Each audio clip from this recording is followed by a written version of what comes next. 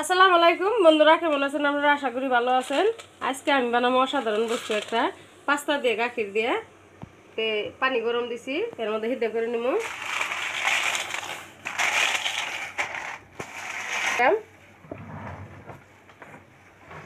আমি নিলাম পাস্তাও নিছি, এই যে ছোটটাও নিছি। দুটোই আমি বানাবো, দুটোই আমি ভালো করে সিদ্ধ করে নেব।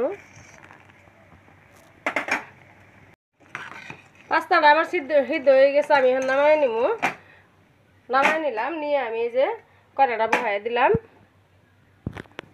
কড়াইটা গরম হয়েছিল, আমি চিনিটা দিয়ে দিলাম।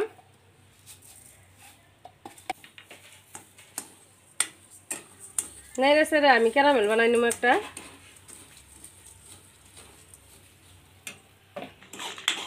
চিনিটা আমি যে লাই লাই ক্যারামেল বানাই নিতেছি। তা আমি আস্তে আস্তে বানাবো, নাহলে পুড়ে যাবো। ক্যারামেলটা পুড়ে গেলে কালারটা ভালো হবে না, তার জন্য আমি লাহে লাহে দিতেছি। তা আমার ক্যারামেলটা হয়ে গেছে, আমি এনে গাখীর ডালে দিব। এই যে একটা 200 গ্রামের প্যাকেট নিয়ে নিছি, তা আমি এটা দিয়ে দিলাম ডাইলে।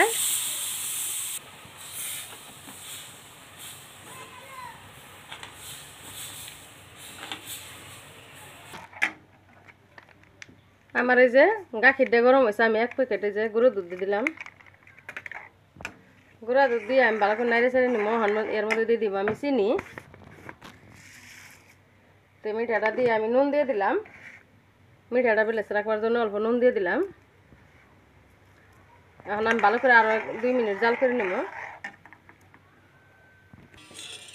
তা আমার এই যে দুধটা জাল দিয়ে হয়েছে, চিনিটা দিয়ে আমি 2-3 মিনিট জাল দিয়ে নিছি। এখন আমি দিয়ে দিব পাস্তা এর মধ্যে ডাইলে। পাস্তা যে খালি চিনি পেঁয়াজ মধ্যে কাটে আর বিজন করে খান যায়, এটা কোনো কথা না। এইভাবে বানায় খেলেও স্বাদ লাগে, ভালো লাগে।